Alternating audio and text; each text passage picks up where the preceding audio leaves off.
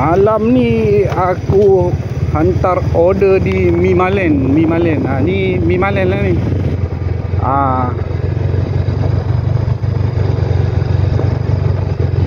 Tinggi lah bukit dia.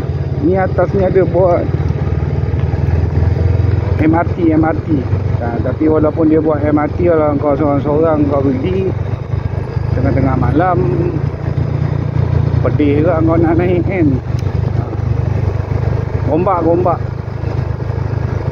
Ni lah Mimalen 2025. Oh, ada buat terowong lah bawah ni.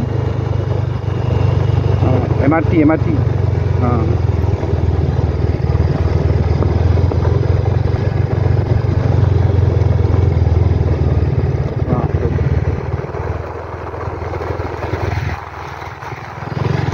Tak tahu lah terowong tu pergi mana. Ni lah Mimalen weh, gelap weh.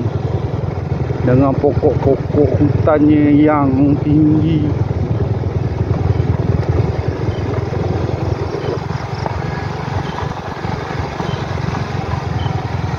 Ada jalan konkrit lah ni. Sebelum ni jalan tanah. Susah sikit nak naik lah. Ni dah buat konkrit kan. Mungkin untuk lori-lori naik, apa, kereta naik, hantar barang atas kan. Mimalen ni. Sebelah bawa motor, sebelah rakam. Aja gila yuk.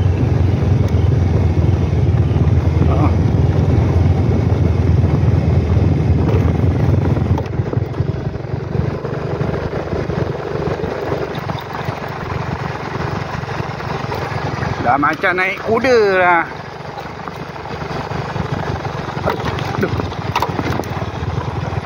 Tengok melantun lah. Macam-macam naik kuda. Kena naik kuda macam itulah yuk. Aja gila yuk.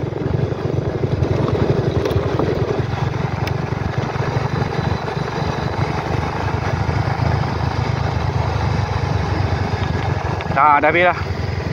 Ada sampai bawah dah. Okey. Jumpa lagi.